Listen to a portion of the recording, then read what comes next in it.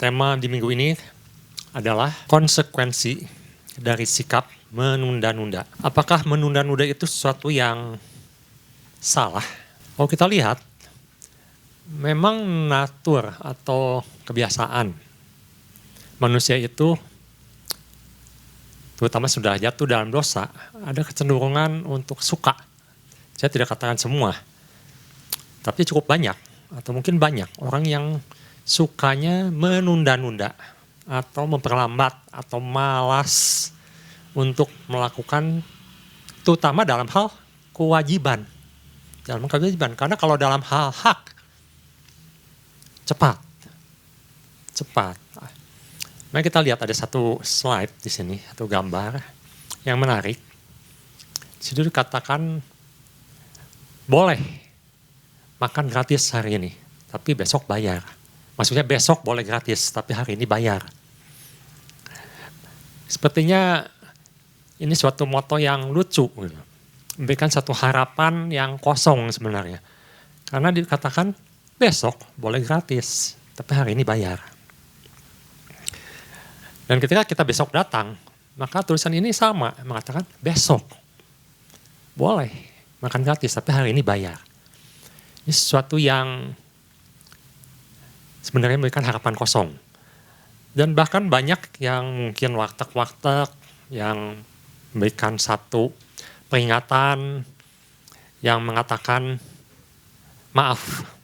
Katanya kalau hutang itu, kalau bayarnya nanti, itu akan memutuskan tali silaturahmi katanya. Terus ada yang bilang juga, boleh ngutang, tapi tolong bawa BPKB atau sertifikatnya. Maksudnya ada jaminan gitu ya. Lucu-lucu di sini. Ada yang mengatakan senyum Anda kebahagiaan kami, bayar tunai kelangsungan hidup kami. Ini artinya apa? Ini menunjukkan bahwa orang tidak suka diutangi. Orang tidak suka dibayar dengan ditunda-tunda. Tapi kalau kita pernah belajar atau pernah membaca, pernah mempelajari tentang manajemen atau finance management atau manajemen keuangan, memang di situ diajarkan. Saya pun pernah membacanya. Ketika saya waktu itu kerja di bank, saya juga sempat di waktu luang baca-baca buku tentang finance, tentang keuangan. Di situ diajarkan. Banyak yang mengajarkan, bayarlah hutang selambat-lambatnya. Tapi tagihlah hutang secepat-cepatnya. Apa itu satu yang ilmu yang salah? Ya tidak juga. Orang yang berusaha sebenarnya senang ya kalau tagih itu cepat, tapi bayar itu lambat. Yang jadi masalah di sini adalah ketika jatuh tempo, apakah kita membayarnya tepat waktu, itu jadi masalah. Kita tahu, negara pun misalnya listrik, kita bayar di akhir bulan. Kita pakai selama 1 bulan, tapi di akhir bulan, pada waktunya, sebelum tanggal 20 kalau nggak salah ya, atau 15, itu harus sudah lunas. Kalau tidak lunas apa? Ada konsekuensi. Apa konsekuensinya? Listriknya akan diputus, diberhentikan. Nah seperti itu. Nah sayangnya dunia ini sekarang malah mengumbar. Mengumbar apa? Supaya orang itu menunda-nunda, bermalas-malasan, terutama dalam hal finansial, keuangan. Sehingga ada survei di Amerika mengatakan bahwa rakyat Amerika itu sekarang hidup dari hutang demi hutang. Nah, ini ada satu catatan ya, saya berikan sebagai informasi saja. Jadi menurut Federal Reserve Bank of New York, katanya hutang kartu kredit di Amerika itu sudah mencapai 1,25 triliun US dollar. Mengapa bisa begitu? Karena dipolakan. Beli makanan atau makan di kafe, di restoran, bayar pakai kartu kredit. Kartu kredit kan hutang, nanti dibayarnya akhir bulan. Beli fashion, barang-barang konsumtif, keperluan, bahkan supermarket, bayar kartu kredit. Beli mobil, pakai kartu kredit. Bahkan bayar KPR, pakai kartu kredit. Nah ini, rupanya pola ini sudah mulai, atau sudah masuk ke negara-negara lain karena globalisasi, Sayangnya pola ini ditanamkan, ditawarkan, kemudian ditawarkan. Jadi orang sekarang tuh banyak yang hidup hutang demi hutang, gali lubang, tutup lubang, bayar hutang dengan hutang. Nah itu yang tidak baik, itu yang jadi masalah. Sehingga dikatakan 47 sampai 49% di Amerika orang itu hidup dengan hutang, termasuk dalam pendidikan, ke universitas, sekolah, bayar dengan hutang. Ada namanya student loan. Boleh hutang, nanti sudah kerja bayar. Hidup dengan hutang. Nah, yang jadi masalah adalah seperti tadi, apakah kita akan membayar hutang kita tepat waktu. Namanya kita lihat dari segi rohani. Rupanya di Yosua pasal 18 ayat 3, di situ juga terjadi hal yang sama sebenarnya secara rohani, di mana dikatakan berapa lama lagi kamu bermalas-malas sehingga tidak pergi menduduki negeri yang, coba perhatikan di sini, negeri yang akan atau belum, yang nanti akan diberikan. Di sini katakan telah diberikan atau sudah diberikan kepadamu oleh Tuhan Allah nenek moyangmu. Kenapa bisa begitu? Bapak Gembala sudah jelaskan. Bermalas-malasan ini memakai kata rafah yang bisa berarti bersantai, diam, menarik diri, mengabaikan, melupakan, meninggalkan, atau terjemahan lain mengatakan banyak yang memakai kata slack atau mengatakan tidak atau enggan, nggak mau melakukan. Kenapa bisa enggan gitu? Kok males gitu? Karena ada satu alasan yang membuat orang untuk enggan melakukan sesuatu itu. Berlambat-lambat. Namanya kita lihat. Ada satu peta di sini. Peta ini menggambarkan wilayah dari Israel yang Tuhan telah, tadi katakan telah ya, bukan akan. Telah berikan. Jadi 12 suku ini sudah dibagi kecuali suku Lewi. Dan 12 ini, mengapa 12? Karena 11 sebenarnya, tapi suku Yusuf dapat 2 bagian, yaitu Manasye dan Efraim. Jadi 12 tetap. Jadi wilayah Kanaan itu dibagi 12, sedangkan 2,5 suku, Bapak Gembala sudah jelaskan Pak Ishak, memilih untuk tinggal di daerah timur. Jadi ini sini Gad, Ruben, dan setengah dari Manasye. Jadi Manasye itu punya 2 bagian, di sini dan di sini, di timur dan di barat. Nah kita bisa lihat wilayahnya, besar sekali Manasye itu. Kenapa? Karena jumlah penduduknya banyak. Nah di sini ada disebut Efraim, di mana Yosua termasuk dari suku Efraim. Nah kita tahu dari semua suku hanya suku ini yang sudah menduduki wilayahnya atau yang boleh katakan sudah melakukan tugasnya, yaitu 2,5 suku yang di timur karena menawar akhirnya diberikan. Suku Manasye sudah tinggal di daerah ini, suku Efraim sudah tinggal di daerah ini, dan suku Yehuda cukup besar, tapi di sini ada Simeon dibagi. Mereka sudah tinggal, tapi ada 7 suku yang masih berlambat-lambat, masih malas, masih tidak mau melakukan, masih enggan. Mengapa? Mungkin ya bisa banyak macam. Mungkin mereka melihat ya sebenarnya sudah cukup luas, bisa dibagi-bagi. Mungkin bisa tinggal bersama dengan saudaranya, atau mungkin mereka pikir mengapa kami harus bersusah-susah dengan hasil yang cukup sebenarnya. Tapi Yosua katakan tidak, itu bukan bagianmu ya ini. Suku Asyir di atas, suku Naftali, suku Sebulun, suku Isakar, suku Benyamin, dekat Yehuda, dekat Efraim, dan suku Dan. Nah saya ingin kita semua sekarang kita fokus ke suku Dan. Nah ini menarik. Ketika suku Dan disuruh Yosua untuk menguasai daerahnya, dikatakan suku Dan ini berlambat-lambat. Mengapa mereka berlambat-lambat? Apakah kalau kita perhatikan, ini jadi alasan mereka berlambat-lambat? Oh karena wilayah saya kecil dibandingkan saudara-saudara saya. Tidak terlalu besar dibanding saudara-saudara saya. tidak seperti suku Manase, tidak seperti suku Yudah atau Kaleb, Yehuda. Apakah seperti itu? Apa itu jadi alasan? Mari kita lihat di Hakim-Hakim pasal ke-18. Kita akan lihat berapa banyak prajurit yang dimiliki oleh suku Dan.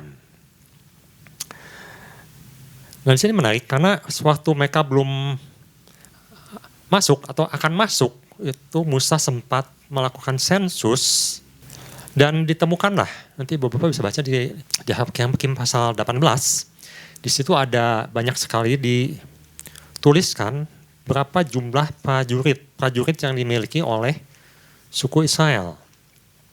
Dan di situ katakan kalau suku Dan itu memiliki 64.000 prajurit. Sebagai perbandingan, tadi yang kita lihat besar ya, suku Efraim dan suku Yehuda misalnya ya.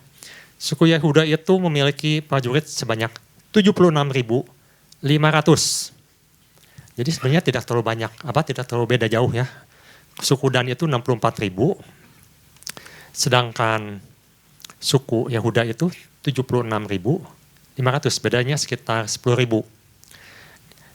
Bahkan kalau dibandingkan dengan suku Naftali, di situ catat bahwa suku Naftali itu ada 45.000 orang. Lebih banyak di suku Naftali, karena suku Dan itu punya 64.000, lebih banyak hampir 20.000 atau lebih banyak 19.000 dibandingkan dengan suku Naftali. Lalu mengapa mereka berlambat-lambat? Apakah karena jumlah tentaranya kurang? Ternyata jawabannya tidak. Jadi tentara mereka itu sangat banyak, cukup banyak, dan lebih dari cukup untuk menguasai daerah yang ditentukan. Yang daerah yang sebenarnya tidak terlalu besar. Kalau kita lihat di sini ya, suku Dan ini sebenarnya tidak terlalu besar. Tapi mereka punya alasan untuk tidak bisa mendudukinya. Kita lihat di Hakim-Hakim 1 pasal 34 sampai 35. Nanti Ibu Bapak bisa lihat yang jumlah-jumlah itu di Hakim-Hakim 18. Di situ diceritakan berapa jumlahnya. Orang Amori mendesak Bani Dan ke sebelah pegunungan dan tidak membiarkan mereka turun ke lembah. Dan orang Amori itu berkeras untuk tetap diam di Haheres, di Ayalon, di Salbim, maupun mereka mendapat tekanan berat di keturunan Yusuf sebab mereka menjadi orang Kodi. Jadi rupanya di situ, kita balik ke yang tadi, ke peta. Jadi mereka itu menghadapi satu masalah di mana di sini tuh tinggal orang Amori dan di sini tuh ada orang Filistin.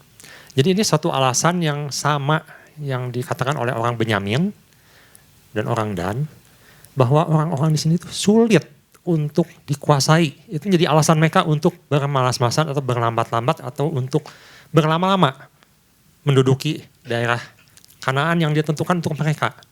Mereka bilang mereka kuat-kuat, mereka hebat-hebat. Bahkan orang Filistin itu punya kata-kata besi katanya. Ada yang mengatakan seperti itu, dicatat dalam Alkitab. Saya ingin kita semua berpikir dan menganalisa apakah ketika Kaleb mengatakan, berikan kami daerah Hebron. Kaleb daerah Yehuda di sini ya, daerah Hebron.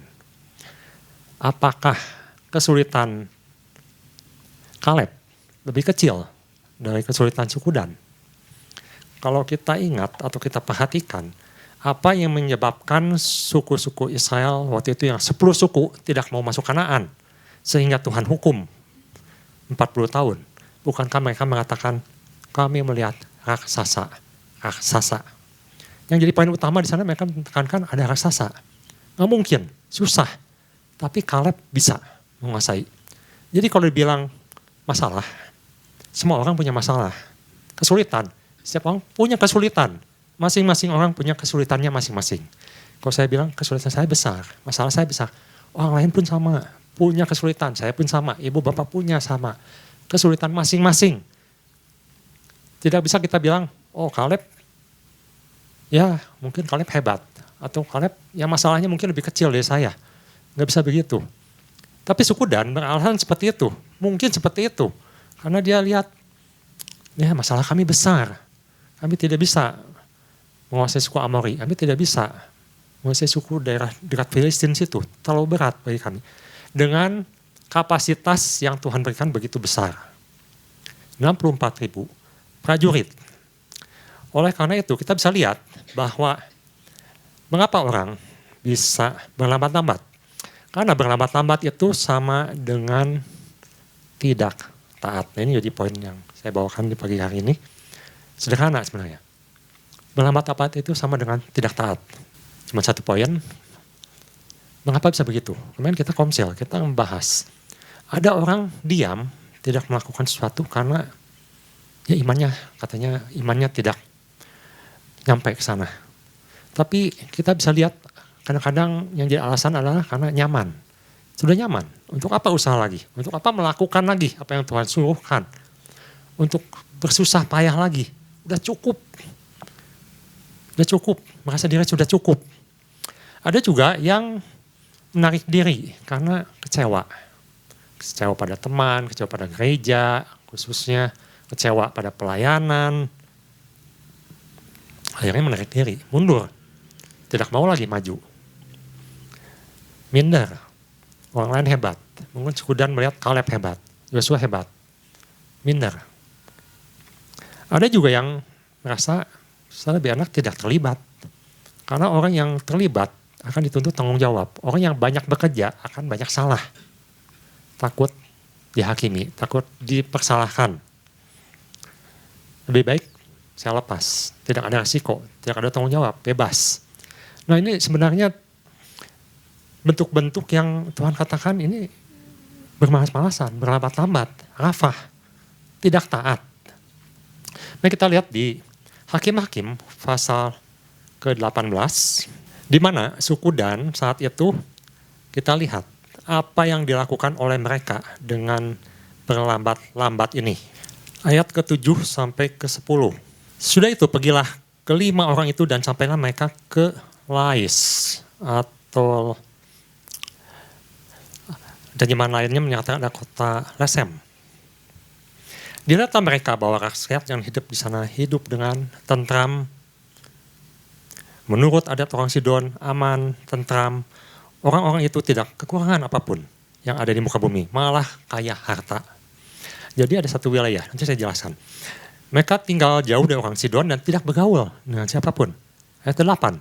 Setelah mereka kembali kepada saudara sukunya di Sora dan Estayol, berkatalah saudara-saudara sesukunya kepada mereka, apa yang kamu dapati di sana? Ayat 9 jawab mereka, bersiaplah, marilah kita maju menyerang mereka. Sebab kami telah melihat negeri itu dan memang sangat baik. Masakan kamu tinggal diam? Janganlah bermalas-malasan untuk pergi memasuki dan menduduki negeri itu. Kita kembali ke peta yang tadi. Ini adalah sesuatu yang krusial dengan alasan rohani, dengan alasan yang Tuhan berikan, jangan bermalas-malasan, dipakai ayatnya, firmannya, yang dikatakan oleh Yosua, tapi menyimpang. Mari kita lihat. Suku Dan ditentukan di wilayah ini. Tapi mereka beralasan, kami tidak bisa, kami tidak mampu, kami tidak sanggup untuk menguasai wilayah ini. Ada sebagian sudah dikuasai, tapi tidak sepenuhnya. Lalu apa yang mereka lakukan? Mereka pergi mencari daerah yang namanya yaitu Lais atau Lesem. Lais atau Lesem itu di daerahnya di sini. Daerah sini.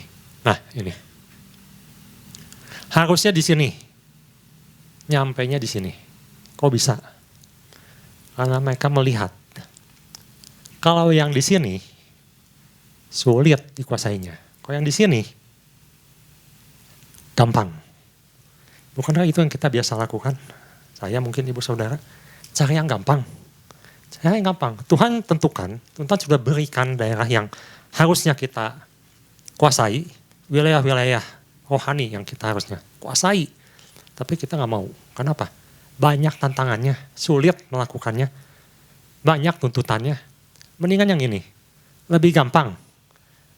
Penduduknya kaya, pertahanannya rendah, tidak ada benteng di situ. Bahkan mereka tidak punya senjata, gampang sekali. Dikatakan di sana, nanti Bapak bisa baca, mereka hanya mengutus 15 prajurit untuk mengintai dan 600 prajurit untuk menguasai. Nah, saya tidak sempat berikan ayat-ayatnya, tapi Ibu Bapak nanti baca sendiri. Cukup dengan 600 prajurit. Tadi jumlah prajuritnya 64.000. Sekarang untuk menguasai kota Lais cukup 600 prajurit. Berapa banyak yang dikerahkan dari kemampuannya? Cuma 1%. Cukup dengan 1% bisa dapat daerah itu. Yang jadi masalah, Tuhan tidak menyuruh ke sini. Nah, ini yang perlu kita tanamkan pagi hari ini. Tuhan suruhnya ke sini, bukan di sini. Ini mengambil wilayah orang lain. Ini mengambil wilayahnya Naftali. Dan ini merupakan kejatuhan terbesar dari suku Dan. Menyimpang dari perintah Tuhan dengan alasan apapun, tidak mau melakukan firman Tuhan dengan alasan apapun, tidak melakukan bagian kita yang Tuhan sudah berikan, sudah tentukan dengan alasan apapun, itu membuat masalah besar. Bapak Gembala katakan ada konsekuensinya. Apa konsekuensinya? Kita perhatikan sini ya. Ibu Bapak kau pelajari. Ketika Yerobeam menguasai Israel Utara, ini dikuasai oleh Yerobeam semua ini. Maka pusat penyembahan berhala terbesar di Israel itu adalah di Dan. Kok bisa di Dan? Dan di Betel di bawah ya, di Betel di sini. Tapi terbesar itu adalah Dan. Mengapa bisa begitu? Karena suku Dan ini ternyata mereka melakukan satu kompromi spiritual, sinkretisme. Kalau Ibu Bapak nanti perhatikan atau pelajari, apa yang dilakukan oleh suku Dan? Mereka tidak tanya Tuhan, ketika mereka mengalami kesulitan, tidak bisa menguasai apa yang dipercayakan, tapi mereka mencari yang namanya patung sesembahan. Nah, Ibu Bapak nanti baca. Di situ jelas sekali apa yang dilakukan oleh suku Dan. Di Alkitab ada. Mereka datang ke rumah Mika dan mereka melihat. Di rumah Mika ada patung yang dibikin dari perak. Patung sesembahan. Dan di situ ditemukan satu orang Lewi. Satu orang Lewi yang sangat menarik. Ternyata orang Lewi ini adalah keturunan orang besar. Orang yang sangat dikagumi di Israel. Dan mereka minta, kamu jadi imam. Dan patung sesembahan itu jadi pusat penyembahannya. Dan mereka bawa itu menjadi Tuhan mereka. Ini pada penyimpangan terbesar. Pertama yang dicatat oleh satu suku yang di Israel. Kalau kita perhatikan nanti kita lihat dan kita tahu siapakah Imam Lewi itu. Ternyata kita mencatat orang ini adalah Yonatan bin Gersom bin Musa. Sepertinya hafal ya namanya ya. Ada Gersom, ada Musa. Bin Gersom bin Musa. Atau Yonatan, anaknya Gersom. Cucunya Musa. Dan disitulah mereka membuat pusat penyembahan pertama di Israel sebelum Yerobeam. Nah ini maksud saya. Ketika kita menunda-nunda, ketika kita keluar dari rencana Allah dengan alasan apapun yang sebenarnya tidak bisa diterima alasannya, kita bilang sulit, kita bilang nggak mau, kita malas, kita kecewa, kita merasa nyaman, kita merasa cukup, tidak mau melakukan lagi, dan akhirnya menyimpang. Ini yang sangat bahaya. Dan penyimpangan ini terus terjadi sehingga dikatakan jadi suku Dan ini menjadi salah satu atau satu-satunya yang pertama kali membawa penyembahan berhala di Israel. Tapi Tuhan melihat apakah hanya suku Dan yang begitu? Ternyata enggak juga. Kita lihat dari suku-suku di Israel, ternyata mereka juga menunda-nunda juga dalam bentuk yang berbeda. Mari kita lihat di Hakim-Hakim pasal 1 ayat 30 sampai 33 ini hanya satu contoh. Bagaimana mereka menyimpang atau tidak taat kepada Tuhan, walaupun mereka sebenarnya sudah menguasai. dan mereka sudah memiliki tanah yang diberikan oleh Tuhan. Ini salah satu aja ya, contoh. Dan banyak nih contohnya ibu bapak baca suku Sebulon, suku Efraim. Atau saya akan beri contoh suku Efraim yang lebih besar ya, ayat 29. Di Hakim pertama ini catat semua, banyak. Suku Efraim pun tidak menghalau suku Kanaan yang diam digeser. Sehingga orang Kanaan ini tetap diam di tengah-tengah mereka digeser. Tidak dihalau. Mari kita lihat ayat 32. Sehingga orang Asyur itu diam di tengah-tengah orang Kanaan, penduduk asli negeri itu, sebab orang-orang itu tidak dihalaunya, suku Asyur, tidak menghalau. Ayat 33, suku Naftali kita lihat. Suku Naftali tidak menghalau penduduk Bet Semes dan penduduk Bet Anat.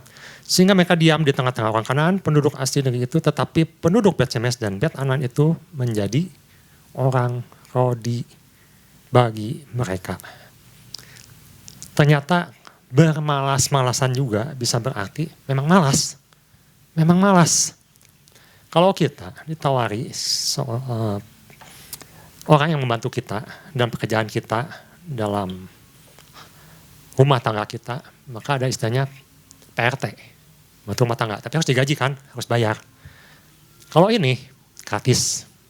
Ini gratis karena disebut dengan budak. Orang kerja rodi, orang yang disuruh-suruh tanpa dibayar. Budak. Dan nanti kita bisa lihat, Efraim itu melakukan hal yang sama. Mereka tidak menghalau Kanaan dengan alasan apa? Lumayan. Bantuan, pekerjaan, bisa disuruh-suruh, ambil air, bersih-bersih, jaga ternak, bisa bantu bangun rumah, gratis. Tapi apakah tindakan itu benar? Malas. Daripada kerjain sendiri, mending suruh, gratis lagi. Masalahnya apakah tindakan itu benar? Apakah itu satu tindakan ketaatan? Karena jelas sekali perintah Tuhan kepada Musa, kepada Yosua, kepada orang Israel, basmi semua penduduk Kanaan.